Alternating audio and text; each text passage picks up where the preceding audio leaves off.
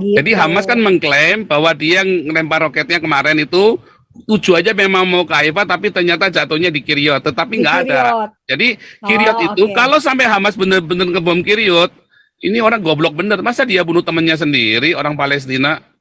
Iya, itu kan nyasar. Kemarin juga ada satu roket yang ditembakkan maunya ke Yerusalem, ternyata mendaratnya di Abu Dis.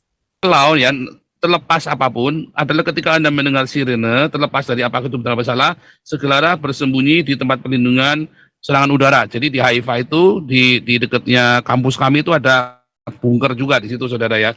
Nggak ada yang keluar. Memang nggak ada alarm juga. Nanti saya carikannya bahwa itu ternyata dia ngutip dari Al Arabia, saudara ya. Nah, saya langsung cek di Al Arabianya. Itu ternyata dia mengklaim bahwa oh ya saya nembak nih, katanya begitu ya. Haifa ditembak Haifa diserang oleh siapa, Hamas begitu ya. Di Al Arabia, mana Al Arabia?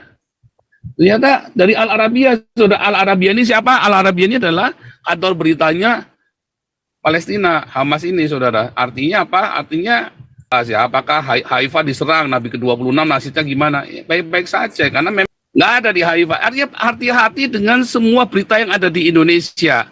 Ini saya dapat info jam 7.58 malam ini ada confirm rocket at Haifa Strip Safed shot from Gaza.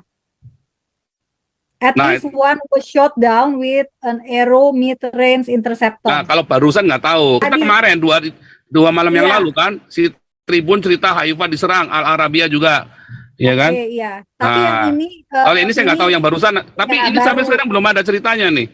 Kalau ada bahaya, pasti teman-teman di Haifa udah ribut nih di sini nih, di tiga nih ya, di Haifa International, Jewish Studies, sama yang Chinese ini ya, pasti sudah ribut. Tapi sampai sekarang nggak ada ribut, nggak ada masalah. Orang-orang si roket Hamas ini ternyata tahu nggak menimpa apa? Masjid. Oh, itu sudah dapat kabar saya. Dan iya, Pak Suherdi silakan. Shalom Bu Monik, salam kenal. Shalom. Dari saya. Maaf, ini Pak Paul kok saya zoom-nya nggak kelihatan ya? Kelihatan, ini kan kena ini ya. Kelihatan ya, oke deh. Kelihatan. Saya nggak bisa lihat orangnya, masalahnya saya nggak bisa lihat orangnya. Ada di YouTube. Ini karena saya pakai StreamYard juga. Saya relay ke StreamYard, jadi tampilan kita bagus. Oke, tapi saya nggak bisa lihat. Maksudnya tinggal digeser aja. Gimana? Saya nggak tahu. Itu kamu ini pakai handphone apa pakai laptop? Pakai laptop. Harusnya bisa. Oke. Ya, langsung Pak Suherdi. Ya, sebab yang boleh komentar yang tampak muka, kalau nggak tampak muka nggak boleh, saudara ya. Yang ini khusus untuk orang-orang, karena kita ini kan tamu, kita harus hargai tamu kita dong ya. Semua harus tampak video ya. Silakan Pak Suherdi.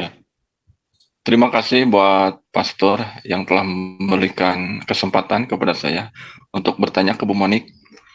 Bu Monik inilah salah satu aktivis yang saya ajungi 2 jempol gitu tuh. Ibu ataupun wanita pemberani seperti para pahlawan dulu di Indonesia. Jarang-jarang sekali seperti Bu Monik. Walaupun saya kemarin melihat di tayangan di TV One, gimana greget saya Bu Monik. Ingin ngelempar itu yang namanya AS tuh. Tetapi begini Bu Monik, saya akan bertanya, kan di dalam jihad itu ada dua, ada jihad fisik dan juga jihad psikis. Nah, untuk jihad fisik itu adalah angkatan perang, sabotase, teror kan gitu. Yang pertama itu. Nah, yang kedua ada jihad psikis. Jihad psikis ini adalah banyak sekali orang-orang yang sudah memang dijadikan alat untuk berdakwah, termasuk salah satunya di Indonesia. Banyak ustadz-ustadz yang memang mengadakan propaganda kepada orang Indonesia yang memang minim literasi. Nah, ini yang paling bahaya. Sehingga otak-otak mereka, mindset mereka itu sudah di brainwash bahwa Israel itu adalah penjahat dan juga penjajah itu. Dan ustadz ataupun ulama ini seperti raja tanpa mahkota, fatwanya selalu ditaati dan diikuti, dianggap itu suatu kebenaran yang mutlak gitu Bu Monik ya. Nah contohnya di Indonesia ini ada ustadz-ustadz yang mohon maaf diduga itu mereka itu adalah salah satu agen atau produk mereka untuk apa? Untuk menyebarkan berita-berita yang sifatnya hoax. Itu termasuk adalah jihad psikis kan gitu. Segitu saja pertanyaan saya, Bu Monik. Mohon maaf, waktu satu soro kita tidak bertemu. Padahal saya ingin dipoto bareng, ya Bu Monik. Salam santun, sampurasun. Ya, Salam. ya Pak. Ya, jadi ini nggak usah langsung dijawab ya. Ini kan hanya untuk sapa doang ya Bapak ya. Ya. Iya. Silakan yang lain berarti Lanjut, supaya ini Pak Mulia, waktunya. lanjut, Pak Mulia. Ya, terima kasih Pak untuk ke Al-Zaitunnya boleh nanti kita koordinasi ya. Ya, oke. Terima kasih. Shalom Bu Monik. Bu, Shalom Pak Mulia. Ya, shalom Bu. Ya, saya mau nanya Bu, kalau dilihat Indonesia ini dari perorangan, dari ormas juga, bahkan dari pemerintah juga, ini kalau saya lihat jelas mendukung Hamas gitu ya. Dari kebijakannya juga. Nah, dari Israel sendiri ya, bagaimana menilai Indonesia itu? Apakah sudah dicap sebagai negara yang mendukung teroris atau enggak? Seperti itu, dan dampaknya apa nanti ke depannya? Ya, saya rasa itu aja gitu, Bu Monik. Ya, terima kasih Bu. Oke, kalau untuk orang Israel, mereka tuh nggak pernah sebel sama kita ya, meskipun mungkin oke lah ya kalau dipikir-pikir kita ngeselin gitu ya. Tahu ngeselinnya dari mana? Karena kan udah pernah ya kita dituduh sebagai netizen paling nggak bener, ya kan? Bener nggak Pak Paul? Ya. Ingat nggak yang pernah kita di paling nggak sopan? Nah, orang-orang Yahudi, orang-orang selama ini ya, sejauh ini ya, mereka tuh nggak pernah kesel, nggak pernah sebel, meskipun dia tahu kayaknya, ini ya, apa namanya, kamu dari Indonesia yang banyak sekali anti Israelnya. Enggak, mereka tuh oke-oke aja. Bahkan mereka tetap berusaha baik sama kita. Bahkan mereka tuh benar-benar yang kayaknya bahkan saya dinasehatin gitu loh sama ada salah satu teman baik saya, dia bilang, Monik udah kamu tuh slow down katanya dia gitu. Kenapa slow down? Karena dia takut nanti malah mungkin apa ini? Oke. Nah, ini saya tunjukkan WhatsApp-nya dari grup mahasiswa Haifa. Oh, oke. Ya mereka tuh takutnya apa boleh di stop dulu nggak Pak Paul? Oh, mau lihat ininya? Nah, mana cara sebentar ya? Supaya nggak terdistract. Mana cara sebentar ya? Saya lupa caranya. Harus masuk Zoom dulu ya, sebentar.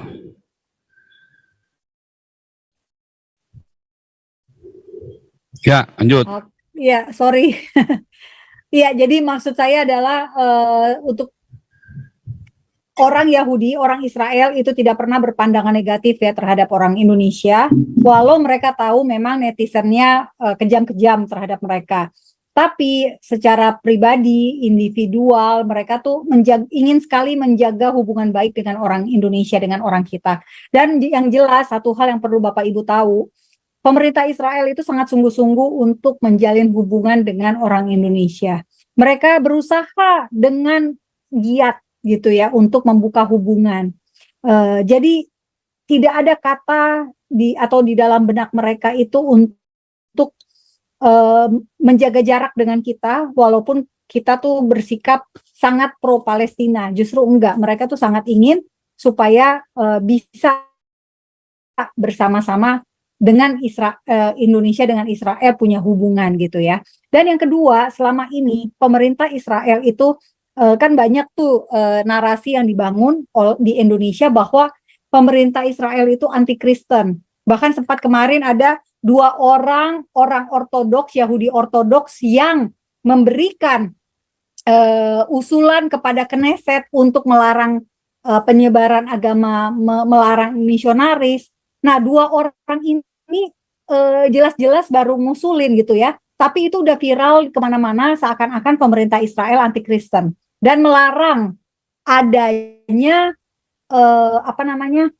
agama Kristen. Itu salah. Enggak, ini baru usulan. Dan usulan itu udah langsung dipatahkan oleh Netanyahu. Netanyahu mengatakan, tidak, kami tidak akan menyetujui usulan ini, tidak akan menetapkan usulan ini sebagai undang-undang.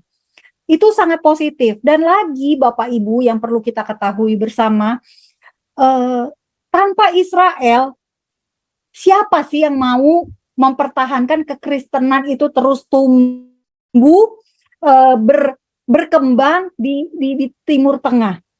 Tanpa Israel itu orang Kristen di Yerusalem mungkin itu sudah akan diislamisasi semua. Bisa diubah semua situs-situsnya itu menjadi situs-situs agama yang lain. Nah, ini jadinya penting banget gitu ya, kita berterima kasih sama pemerintah Israel yang berusaha untuk mempertahankan identitas kekristenan di Israel, terutama di Yerusalem. Dan mungkin kita selama ini berpikir bahwa mereka ada konflik gitu ya antara Arab Kristen di Israel dengan pemerintah Israel. Nah, masalahnya kalau menurut saya orang-orang Kristen Arab ini harus lebih kuat darah Yesusnya daripada darah Arabnya. Mohon maaf nih, bahasa saya begitu. Harus lebih kuat kesatuan imannya daripada kesatuan etnisitasnya. Jadi jangan gara-gara sesama Arab Palestina, jadinya mereka lebih pro Palestina daripada lebih pro ke Israelnya. Kenapa begitu? Karena mereka yaitu darahnya itu lebih kuat gitu loh daripada darah Yesus yang menyatukan sesungguhnya gitu ya Yahudi dan Kristen. Karena Mesiasnya kita kan sama gitu. Nah, jadi Bapak Ibu, saya hanya ingin memberitahukan kepada Bapak Ibu bahwa pemerintah Israel sangat positif terhadap Indonesia, berusaha membangun hubungan. Dan yang kedua, Pak Mulia tidak menanyakan soal hubungan Yahudi Kristen, Israel Kristen, tapi ya saya tambahkan. Begitu saja Pak Mulia. Sebetulnya baru-baru ini saya baru aja pulang dari minggu lalu ya, saya baru pulang dari Singapura. Saya meeting dengan dubes dubes Israel untuk Singapura yang baru. Usianya lebih muda dari saya. Dan beliau sudah punya pengalaman panjang sebagai politisi. Beliau sempat menjadi juru bicara Likud. Dia kelahiran tahun 76. Nah, bayangin Bapak Ibu dengan orang Yahudi itu di umur sebelum kayaknya gini deh. Sebelum umur 40 itu mereka udah punya banyak sekali profesi gitu ya. Jadi mereka memang hidupnya tuh produktif sekali gitu ya. Jadi ketika dia usianya belum mencapai 50 saja, dia sudah pasti menduduki posisi penting untuk negaranya gitu ya, untuk melayani jadi dubes gitu. Dan dia ya memang ada pernyataan beliau satu pernyataan beliau yang membuat saya agak sedih gitu ya, tapi saya nggak bisa kasih tahu di sini. Tapi intinya adalah saya tetap berharap ada hubungan antara Indonesia dan Israel. Karena apa? Karena ya memang harus di mana-mana negara-negara itu berhubungan. Nggak pernah ada negara yang putus hubungan gitu ya, gara-gara pihak ketiga gitu. Nah, jangan sampai Palestina memisahkan Indonesia dan Israel lah gitu. Terima kasih Pak Mulia. Oke, terima kasih banyak Bu Monik ya. Suaranya nggak kedengaran, Pastor. Suaranya nggak kedengaran. Nggak ada. Oh, oke, sorry ya, ketutup ya. Jadi ini dari grupnya mahasiswa Haifa, grupnya ini yang dari Cina, dari RRC. Ya, jadi kita komunikasi di situ, kita kasih yang tanya, benar katanya berita ini, katanya berita ini, katanya berita ini.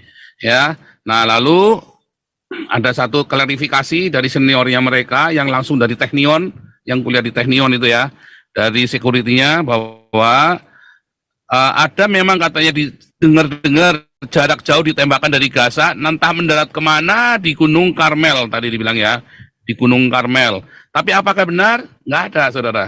Ya. Terus musuh menggunakan berbagai taktik membingungkan kita. Mohon doanya untuk IDF. Ada juga perang cyber, ya, ada tanda-tanda yang jelas peperangan online. Berita palsu muncul di beberapa aplikasi peringatan secara bersamaan, beberapa situs website ya. Ayo alarm mengirimkan informasi palsu. Walaupun tidak semuanya salah, walaupun yang benar pada saat yang sama, tapi juga memuat berita palsu tujuannya adalah untuk membingungkan hati orang. Jadi setiap orang harus berhati-hati. Namun kalau ya terlepas apapun adalah ketika Anda mendengar sirene, terlepas dari apakah itu benar atau salah, segera bersembunyi di tempat perlindungan serangan udara. Jadi di Haifa itu di dekatnya kampus kami itu ada bunker juga di situ, saudara ya. Nggak ada yang keluar. Memang nggak ada alarm juga. Tapi beritanya, nah itu saya cek sendiri ya, saudara ya. Saya cek dari saya lupa ya, nanti saya carikan ya, bahwa itu ternyata dia ngutip dari Al Arabiya, saudara ya. Nah, saya langsung cek di Al Arabiyanya, itu ternyata dia mengklaim ya, dia mengklaim bahwa, oh ya saya nembak nih, katanya begitu ya. Haifa ditembak Haifa diserang oleh siapa, Hamas begitu ya, di Al Arabiya, mana Al Arabiya. Ternyata dari Al Arabiya, saudara. Al Arabiya ini siapa? Al Arabiya ini adalah kantor beritanya Palestina, Hamas ini, saudara. Artinya apa? Artinya ya hoax itu. Kemarin udah kita bahas ya, apakah Haifa diserang, Nabi ke-26 nasibnya gimana? Ya, baik-baik saja, karena memang nggak ada serangan kepada Haifa. Jadi berita itu di kemana-mana, ternyata satu sumber dari Al Arabiya lalu dikutip oleh beberapa sumber lain. Tetapi sebenarnya nggak ada serangan itu ya, karena udah jelas. Jadi teman saya udah cek semua satu-satu. Mungkin saya yang nggak dengar atau ada orang ini nggak dengar, semua udah cek satu-satu. Karena kita ada, nggak bisa saya tampilkan ya, ada satu komunitas dari Haifa dan komunitas dari Teknion. Nah, kita juga ada seperti ini ya, saudara ya, seperti pengumuman berkala nih ya. Contohnya begini, saya bisa tampilkan seperti ini, saudara. Nah, itu Anda lihat ya.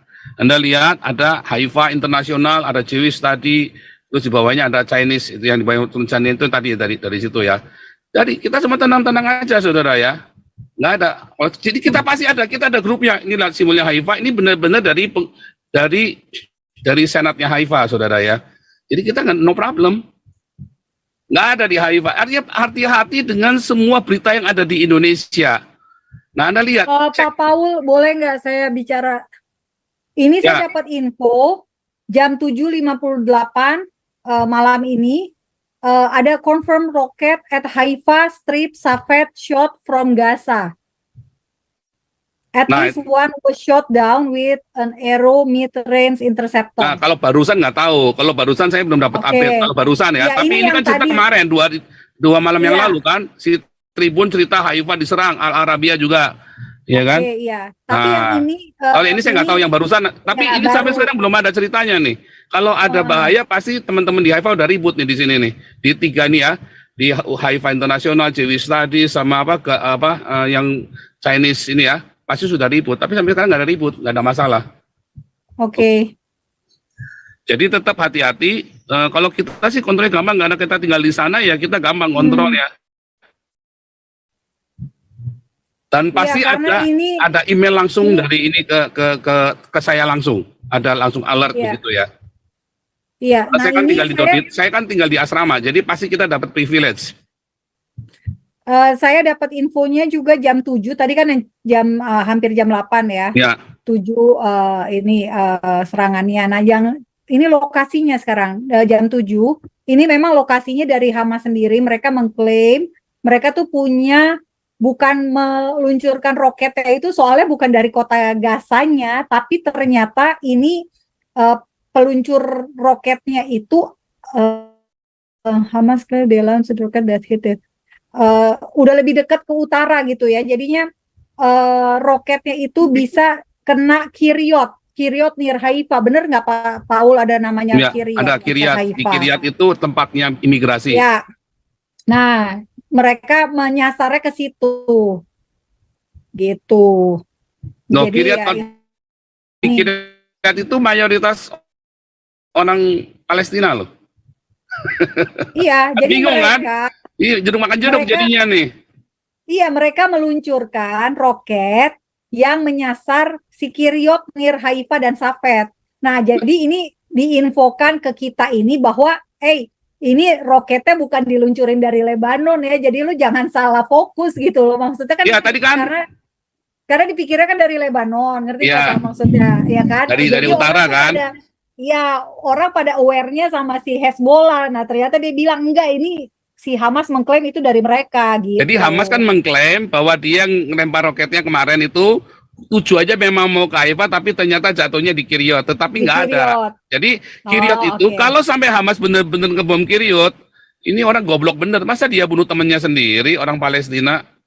Iya, itu kan nyasar. Kemarin juga ada satu roket yang ditembakkan maunya ke Yerusalem, ternyata mendaratnya di Abu Dis, kota yang tadi saya bilang ya, tetangganya Yerusalem, yang dihuni oleh banyak orang Arab Palestina, termasuk disebutnya sih sebetulnya Arab Israel ya, karena kan mereka warga negara Israel. Ya. Nah, si roket Hamas ini ternyata tahu nggak menimpa apa? Masjid.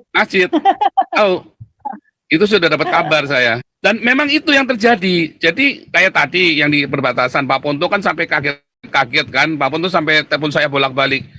Kamu benar ya? Iya, saya itu kan tempat saya main di situ, daerah-daerah itu. Karena kan kita kalau hari Sabat mau kemana? Kita hari Sabat ya perginya ke situ mainnya. Benar nggak? Termasuk ke Alexandria misalnya di pantainya. Ya tadi sudah tunjukkan videonya saya di Alexandria. Kita kalau Sabat mainnya ke situ. Kalau kita mainnya ke tempat orang Yahudi, kita bisa diomelin tuh. Kita jalan-jalan naik mobil ke tempat orang Yahudi. Nah, itu adalah tempat-tempat. Nah, tadi saya, kalau misalnya katanya, targetnya mau Haifa. Loh, kota Haifa itu kotanya orang Palestina. Dari Akron sampai Haifa itu daerahnya orang Palestina semua. Lah, terus mau gimana coba? Berarti kan ini jeruk makan jeruk si Haifanya ini. Apa si Hamasnya ini kan? Bingung. Kan nggak bisa nyerang orang Yahudi, lalu mereka mungkin dianggapnya ini orang-orang Arab Israel ini pengkhianat kali ya, jadi bisa dibunuh. Nah, bisa jadi kan, apa namanya, togut ya kan, dibilang togut juga bisa karena nggak mendukung Hamas kan, jadi kamu bukan Islam berarti, ya bisa jadi saudara ya. Nah, itu saya nggak tahu, tapi ini kita kasih lagi nih. Supriyadi lanjut. Kau bilang kau menang debat, lawan domba yang sesat. Kau bilang banyak yang tobat.